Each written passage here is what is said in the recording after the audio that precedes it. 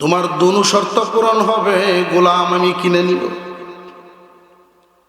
রে সালমান, তোমাকে যে বলছিলাম কিছু খেজুরের চারা সংগ্রহ করতে, যে হুজুর খেজুর গাছ চারা এনে রাখছি, জায়গাও উপযোগী করা আছে। আল্লাহর রাসূল সাল্লাল্লাহু আলাইহি ওয়াসাল্লাম ওই খেজুর গাছগুলো এক একটা হাতে নেন, খেজুরের চারার সাথে উনি কথা বলেন। আল্লাহর নবী সাল্লাল্লাহু আলাইহি ওয়াসাল্লাম খেজুর চারার সাথে কথা বলেন, আমি মুহাম্মদ,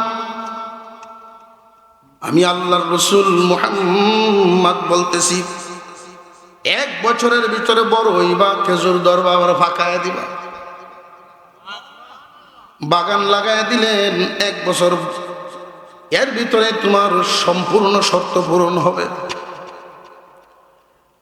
সালমান, দ্বিতীয় শর্ত হইল কয়েক কেজি ওজনের একটা স্বর্ণের চাকা দেওয়া, একটা পাথর নিয়ে আসো।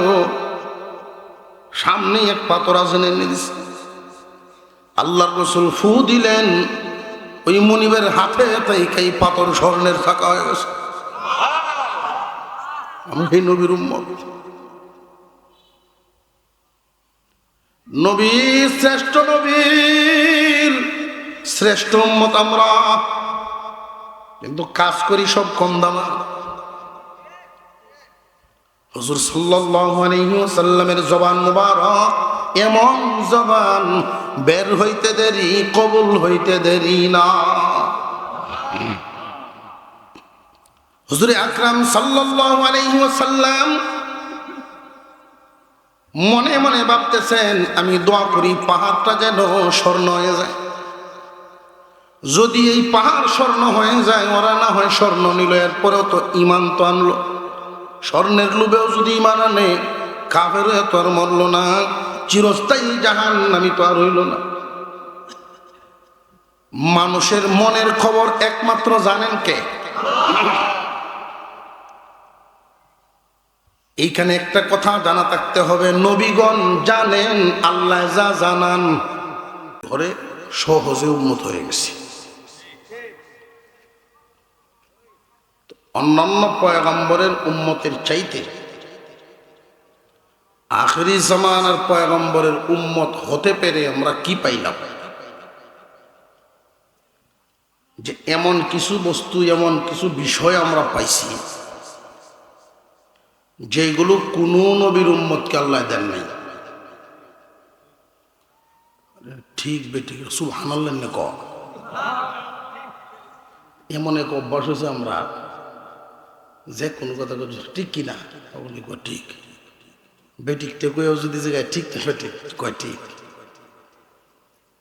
এই সমস্ত দিনই মজলিসে বসে সুবহানাল্লাহ আলহামদুলিল্লাহ আওয়াজ বেশি দেওয়া,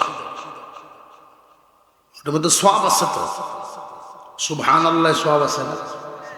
আলহামদুলিল্লাহ সওয়াব আছে না?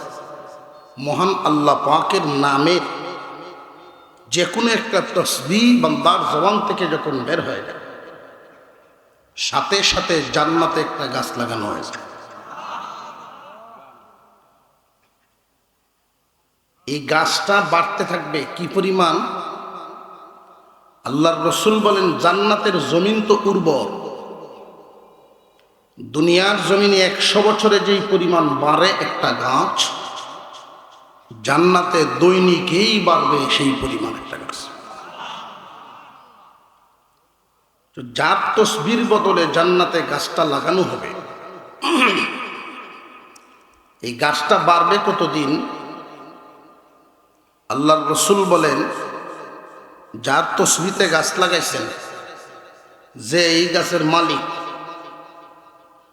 মালিক ছায়া চলে যাবে না যতদিন, সে বাড়তেই থাকবে ততদিন।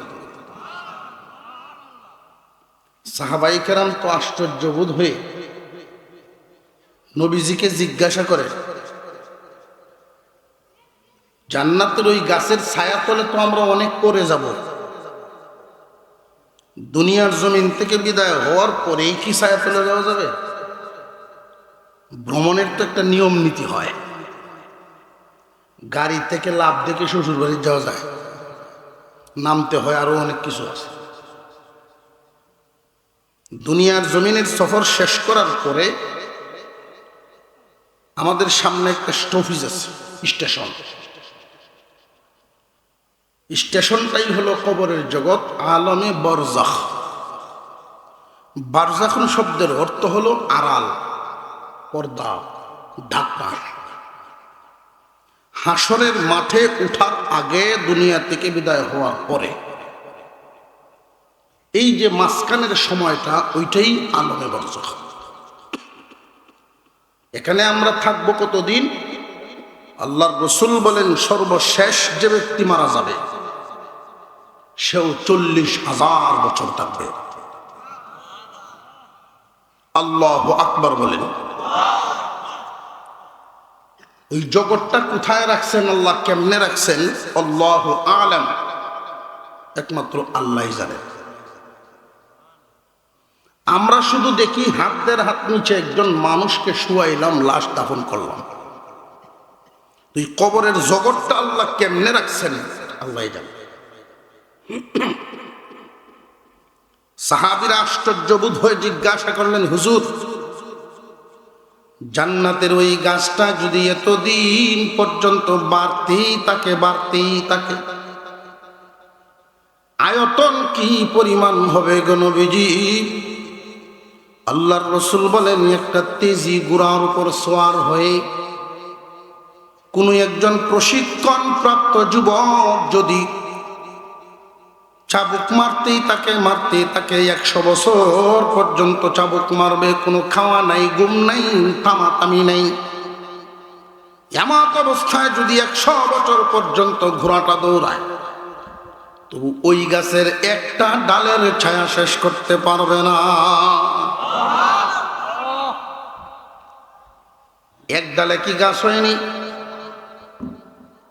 হুজুর, ডালপালা কি পরিমাণ হবে না জানি। আল্লাহর রাসূল বলেন, ডালপালা কি পরিমাণ, যার জবানের ওজন যে পরিমাণ। সবার জবানের ওজন কি সমান? এমন জবানও জমিনে আছে, কোটি টাকা দিলেও জবান বিক্রি হয় না।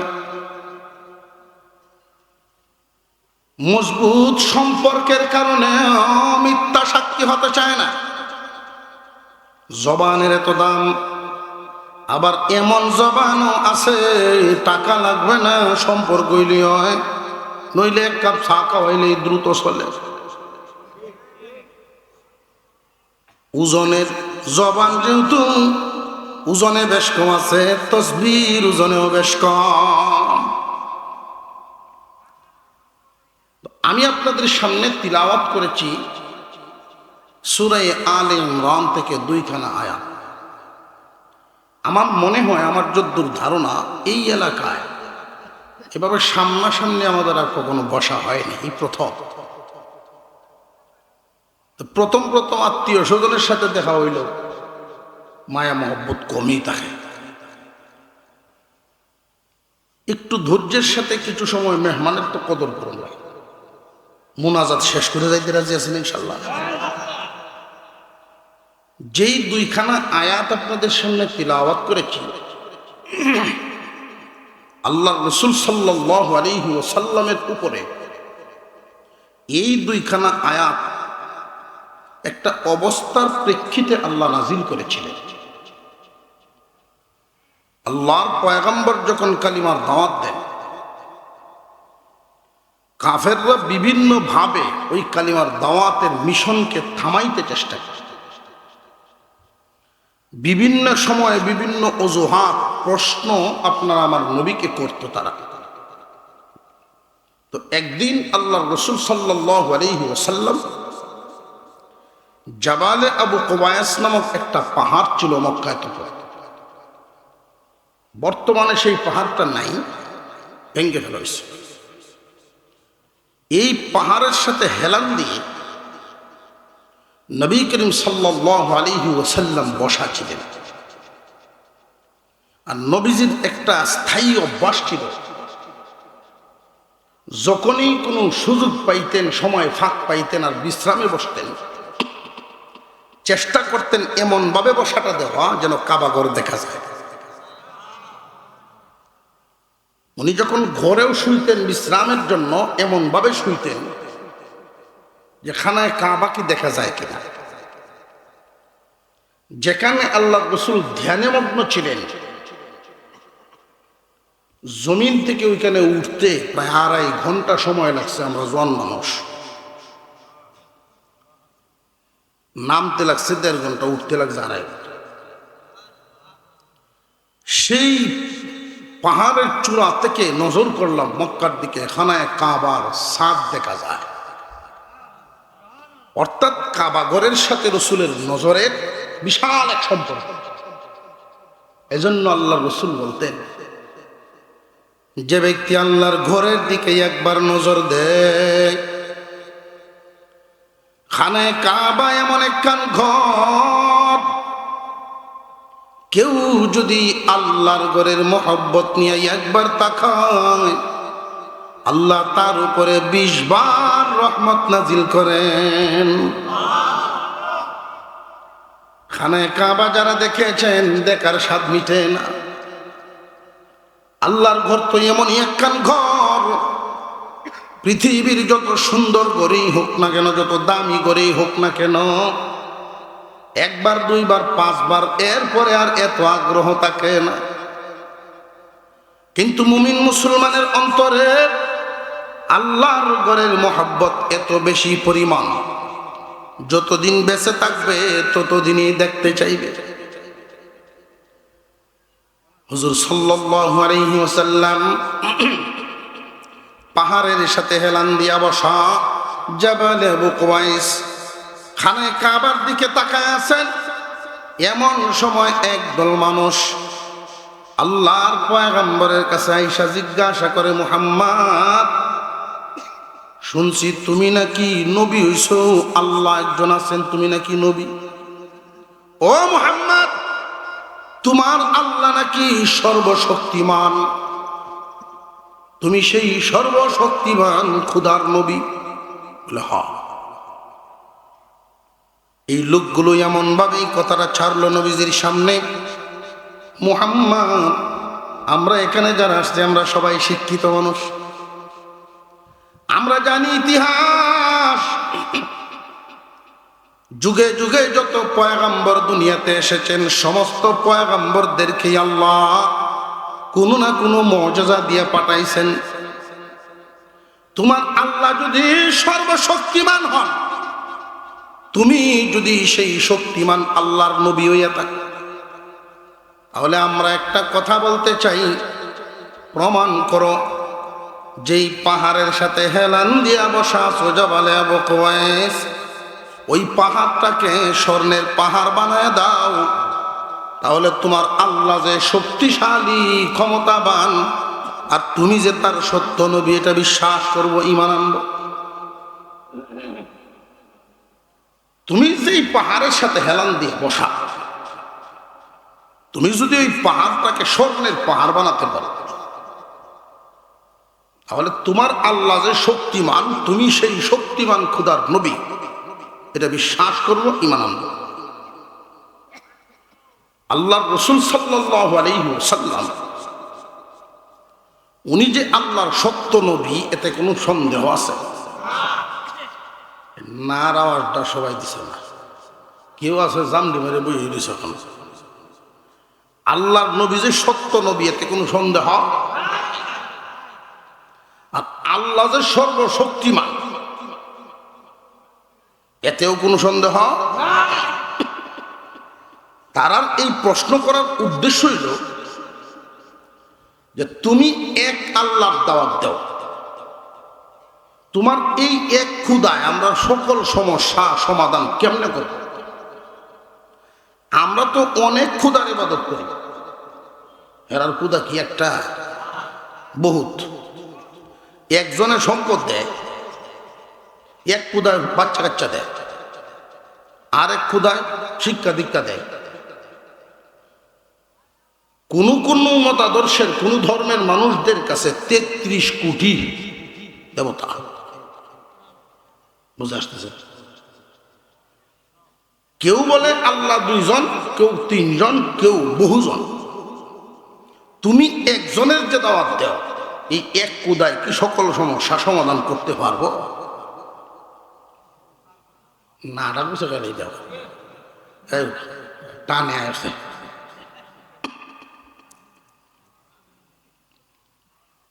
তুমি যদি সেই এক কুদা শক্তিশালী ক্ষুদা প্রমাণ করতে হয়, এই পাহাড়টাকে স্বর্ণের পাহাড় বানাও। আর তুমি সত্য নবী হইয়া থাকলে নবুয়তিটাও প্রমাণ করো, মর্যাদা দেখাও। প্রথমেই যে বললাম, আমরা আখেরি জামানার পয়গম্বরের উম্মত হতে পেরে অন্যান্য উম্মতের চাইতে এমন কিছু নিয়ামত আমরা বেশি পাইছি যেটা কোন উম্মতে পাইনি। এর মধ্যে একটা হইল, হুজুর সাল্লাল্লাহু আলাইহি ওয়াসাল্লাম বলেন, আমার উম্মত জান্নাতে যাওয়ার আগে কোন পয়গম্বরের উম্মত জান্নাতে ঢুকতে পারবে না। আর একটু জোরে কোন। আরেকটা নিয়ামত হলো, অন্যান্য নবীগণের উম্মতেরা নামাজ আদায় করার জন্য, আল্লাহর কুদরতি পায়ে সেজদা দেওয়ার জন্য নির্দিষ্ট জায়গায় যেতে হতো, মসজিদ যেখানে ছিল। কিন্তু এই উম্মতের জন্য আল্লাহ পাক তাম পৃথিবীর জমিনটাকেই মসজিদের হুকুম করেছে। এই উম্মত যদি গৃহস্থী করে হাওরের ক্ষেতের আইনও দাঁড়ায়, নামাজ আদায় করলে নামাজ হয়ে যায়। এমনকি আল্লাহ এত খুশি হন, ফেরেশতারা রে, তোমরা তো বলছিলে আমার এই মানুষগুলো শুধু মারামারি আর কাটাকাটি করবে, রক্ত জোরাজুরি করবে। দেখো, দুনিয়ার কাজ আমারে বলাইতে পারে নাই, দুনিয়ার ব্যস্ততা আমি আল্লাহরে বলে নেই। দেখো, খোলা আসমানের নিচে পুলিশের কোনো ভয় নেই, সমাজের বৎসনার কোনো ভয় নেই, একমাত্র আমার মহব্বতে আমার সামনে দাঁড়ায় গেছে।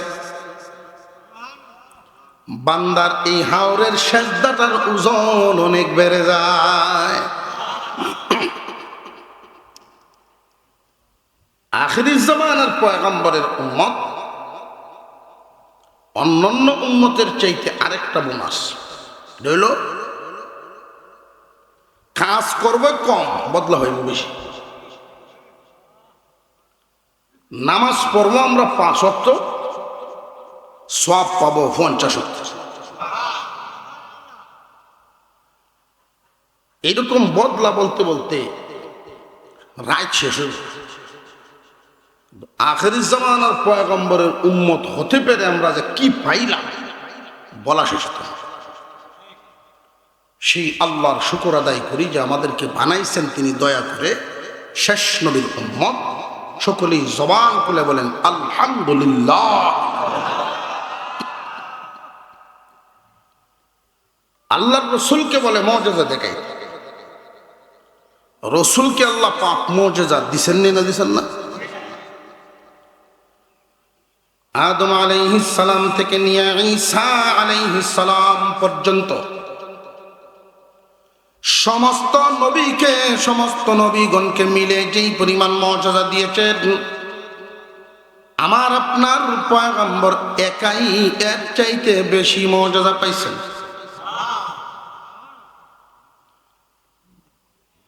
ওরা দাবি জানায়, মুহাম্মদ এই পাহাড়টাকে স্বর্ণের পাহাড় বানাইলে আমরা মুসলমান হয়ে যাব। ইতিহাস থেকে দেখা যায় যত সাহাবায়ে কেরাম ঈমান এনেছেন, কেউ স্বর্ণের লোভে আনেন নাই, রূপার লোভে আনেন নাই। যারা ঈমান এনেছেন স্বর্ণ পায়া ঈমান আনছে, এমন ইতিহাস আছে। আল্লাহর নবী সাল্লাল্লাহু আলাইহি ওয়াসাল্লাম নরম দিল, দরদি দিল, মনে মনে উনি ভাবতেছেন স্বর্ণ পায়াও যদি ঈমান আনে, স্বর্ণ পায়াও যদি ঈমান নিয়ে আসে, তবু তো চিরস্থায়ী জাহান্নাম থেকে বাইচা গেল। বুঝতেছে? আল্লাহর নবী বিশ্বনবী রাহমাতুল লিল আলামিন মনে মনে ধারণা করতেছেন, আল্লাহর দরবারে দোয়া করে এই পাথরের পাহাড়কে স্বর্ণের পাহাড় বানায় দিই। কারণ রসুলের জবান মুবারক তো এমন এক জবান, যেই কথা বের হইতে দেরি কবুল হইতে দেরি নেই। আরো জোরে কর বাইরেলি। সালমান ফারসি রাদিয়াল্লাহু আনহু গরিব সাহাবী, ধনী বাপের হোক, কাফেলার সাথে সঙ্গী হইয়া মদিনার আরেক ধনী লোকের গোলাম, আল্লাহর রসুলের দরবারে আসা যাওয়া করেন, ঈমান আনছে। মালিকে সংবাদ পায়া বাধা দিচ্ছে, হয়তো মুহাম্মাদের কাছে থাকো আর না হয় আমার কাছে থাকো, দুটা না করিয়া গোলামি করেন। যদি এত মোহাব্বত এত মায়া থাকে, মুহাম্মদকে গিয়ে বলো তোমাকে কিনে নিত, আর নইলে দাবি দাওয়া ছুড়াই। আল্লাহর রসুলের কাছে শেষ সাক্ষাতের জন্য গেল, চেহারা মলিন। সালমান চেহারা মলিন, কারণ কি? হুজুর আমার মালিক নিষেধ করেছেন, আগামীকাল থেকে আর আসতে পারবো না। মনের সব কথা যখন খুলে বলল, আল্লাহর পয়গম্বর বলেন, তোমার মালিককে গিয়া বলবা তোমার দাম কত, কি হইলে বিক্রি করব, ওই খবরটা নিয়ে এসো। মনটা খুশিতে ভরে গেছে। বিশ্বনবী এমন কথা বলছেন, আশার আলো জাগছে। মালিক আল্লাহর পয়গম্বর বলেছেন, কত হইলে বেচবেন? ইহুদি মুহাম্মদকে ভালোবাসে না মনে মনে জ্বলে? সিনচেন তো হেরা দেয়।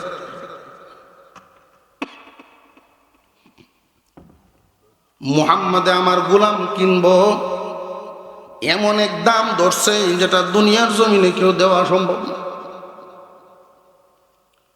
গিয়া বলবা, তোমারে যদি কিনতে হয়, কত দামে তোমারে আনছি এটা দেখার ব্যাপার না, আমি বেচবো এখন কত দামে, ওইটা হইল বিষয়।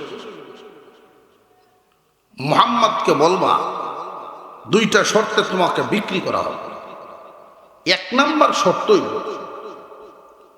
আমাকে কয়েক কেজি ওজন হয় এমন একটা স্বর্ণের টাকা দিতে হবে। কয়েক কেজি ওজন স্বর্ণ তা হেজার করো। এই লোক কি সমাজে গরিব না ধনী? কয়েক কেজি স্বর্ণ, কয়েক কেজি তুলা না, কয়েক কেজি ওজনের স্বর্ণ থাকলে করো। এই লোক কি মাটি দাঁড়তো চাইব? তার যে স্পিড থাকবো হাঁটার, ভাবসাবি অন্যরকম। মুহাম্মাদের হালত তৈল একবার খাইলে আর একবার উপবাস থাকে। শর্ত দিছে এমন না। দুই নাম্বার, এমন একটা খেজুর গাছের বাগান লাগাই দিতে হবে যে 1 বছরের ভিতরে গাছগুলি বড় হবে, খেজুরও ধরবে, ফাঁকেও যাবে। পরের দিন সালমান ফারসি রাদিয়াল্লাহু আনহু আল্লাহর রসুলের দরবারে গিয়া যখন পেশ করলেন এই কথা, নবীজি বলেন, যাও তোমার মনিবকে গিয়ে বলো এই দুনো শর্ত পূরণ করা হবে, তোমাকে কিনে নিয়ে আসা হবে। সুবহানাল্লাহর আওয়াজ, এটা উম্মতে মুহাম্মাদী ইশারা।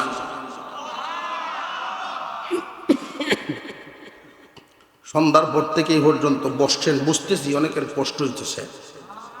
এরপরেও এটা না বললেই হবে না, কারণ হাদিসের সাথে সংঘর্ষ। 2 হাঁটু সামনের দিকে দাঁড় করায় বসা, এটা হাদিসে নিষেধ আছে। এভাবে হাঁটু দাঁড় করায় দুনো ঠ্যাং খারাপ বেরোবেন না, এটা নিষেধ। অন্যভাবে আপনি যেভাবে অন্যভাবে বসে। সালমান ফারসি রাদিয়াল্লাহু আনহু খুশি। শর্ত কয়টা? পরের দিন সকালবেলায় আপনার আমার পয়গম্বর রওনা দিলেন, সাথে রওনা দিলেন, পিছনে পিছনে যাইতেছেন ওমর রাদিয়াল্লাহু তাআলা। যেই মাত্র বাড়িওয়ালার সামনে গেছেন আল্লাহর পয়গম্বরের পিছনে ওমর। এখন তো বাড়িওয়ালা পিছনের দরজা দিয়ে হলানির ভাব ধরছে। বাজারে যদি চালের কেজি হয় 100 টাকা, সুযোগ ভয়া যদি কেউ ধরিয়ে পায় 500, সে কি বৈধ কাজ করলো না অবৈধ? গোলাম বেচা কেনার তো স্বাভাবিক একটা নিয়ম নীতি আছে সমাজ। সে যে দামটা ধরছে এটা নিয়মের ভিতরে করে না, হুরাটাই বাইরে। আল্লাহর রসুলের সাথে উমরকে দেখিয়া বাড়িওয়ালায় মনে হচ্ছে যে আজ গো আমার সাইজ করো। হুজুর সাল্লাল্লাহু আলাইহি ওয়াসাল্লাম তার চেহারা দেখে অভয় জানালেন, সাবধান, ভয় পাও না, তোমার দুনু শর্ত পূরণ হবে, গোলাম আমি কিনে নিব। রে সালমান, তোমাকে যে বলছিলাম কিছু খেজুরের চারা সংগ্রহ করতে, যে হুজুর খেজুর গাছ চারা এনে রাখছি, জায়গাও উপযোগী করা আছে। আল্লাহর রাসূল সাল্লাল্লাহু আলাইহি ওয়াসাল্লাম ওই খেজুর গাছগুলো এক একটা হাতে নেন, খেজুরের চারার সাথে উনি কথা বলেন। আল্লাহর নবী সাল্লাল্লাহু আলাইহি ওয়াসাল্লাম খেজুর চারার সাথে কথা বলেন, আমি মুহাম্মদ, আমি আল্লাহর রাসূল মুহাম্মদ বলতেছি, 1 বছরের ভিতরে বড় হইবা, খেজুর ধরবা, আবার ফাঁকায় দিবা। বাগান লাগায় দিলেন, 1 বছর এর ভিতরে তোমার সম্পূর্ণ শর্ত পূরণ হবে। সালমান, দ্বিতীয় শর্ত হইল কয়েক কেজি ওজনের একটা স্বর্ণের চাকা দেওয়া, একটা পাথর নিয়ে আসো। সামনেই এক পাথর আছেন, এনে দিছে। আল্লাহর রাসূল ফু দিলেন, ওই মুনিবের হাতে এই পাথর স্বর্ণের চাকা হয়ে গেছে। আমি সেই নবীর উম্মত। নবী শ্রেষ্ঠ, নবীর শ্রেষ্ঠ উম্মত আমরা, কিন্তু কাজ করি সব কম দামা। হুজুর সাল্লাল্লাহু আলাইহি ওয়াসাল্লামের জবান মুবারক এমন জবান, বের হইতে দেরি, কবুল হইতে দেরি না। হুজুরে আকরাম সাল্লাল্লাহু আলাইহি ওয়াসাল্লাম মনে মনে ভাবতেছেন, আমি দোয়া করি পাহাড়টা যেন স্বর্ণ হয়ে যায়। যদি এই পাহাড় স্বর্ণ হয়ে যায়, ওরা না হয় স্বর্ণ নিল, এরপরেও তো ইমান তো আনলো। স্বর্ণের লোভেও যদি ইমান আনে, কাফের তো আর মরল না, চিরস্থায়ী জাহান্নামী তো আর হইল না। মানুষের মনের খবর একমাত্র জানেন কে? এইখানে একটা কথা জানা থাকতে হবে, নবীগণ জানেন, আল্লাহ যা জানান। বুজুর্গ ওলিগণ জানেন, আল্লাহ তাআলা যা জানান। আল্লাহ যা জানান না, কেহই তা জানে না। অনেক সময় এই জায়গা ডাইলে চাউলে খিচুড়ি লাগায় না। অনেক পীরের আশেক, অনেক মুরিদ এমন আছে, এমন আশেক তার আকীদা বিশ্বাস ইমান নষ্ট হয়ে যায়। আমি আমার বাড়ির থেকে কি করি বাবাজি হইতে পারে, এমন কেউ আছে। স্রষ্টা আর সৃষ্টিতে একটা বেশ কম থাকা চাই। স্রষ্টার কিছু গুণাবলী থাকবে, এটা সৃষ্টির হবে না। স্রষ্টার জন্য খাস, স্রষ্টাকে স্রষ্টার জায়গায় রেখে পীরের সম্মানের একটা মাপ কাটিয়েছে, উস্তাদের সম্মানের একটা মাপ কাটিয়েছে, মা বাবার সম্মানের একটা মাপ কাটিয়েছে, রসুলের সম্মানের একটা মাপ কাটিয়েছে, আল্লাহর মর্যাদারও মাপ কাটিয়েছে। পীরে সম্মান দিবেন ভালো কথা, দিতে দিতে এর জীবন ভর এই হ্যান্ডেলে ঘুরানি লাগবে। কেউ যদি তার নীতি আদর্শের উপরে থাকে, কোন গরিব মানুষ পরের কাজ করে, আদর্শ যদি তার ঠিক থাকে, 12 বছর লাগে না। হাকিম লোকমানের ইতিহাস দিয়ে বোঝায় দেওয়া হয়েছে 12 বছরের ভিতরে তোমার দিন বদলায়া কর্মচারী তোমার আন্ডারে কাঠামোর তৌফিক আল্লাহ দিয়ে দিবে। নীতি আদর্শ আমরা বেজা এর লাগে দূর হয় না। ওটা কামলা যখন ভাইছে না ওটা মাথা নষ্ট, আমরাও বাড়িতে নাই কেউ। তো দাওয়াতি তাবলীগের একটা উসুল হইল গাছ তো হয় দুইবার, একটা বিকালে একটা সকালে। বিকালেরটা তো দল বেঁধে আর সকালেরটা খুশুসি দুইজন দুজন। তো যারা চিল্লাতে যান বেশিরভাগ আলেম ওলামা না, কিচ্ছু জানে না, শিখছে না, শিখার জন্যই তো যায়। বিবি সাহেব যখন দেখে যায় এটা আর মানুষ হইল না, যা হেনই ভাটাই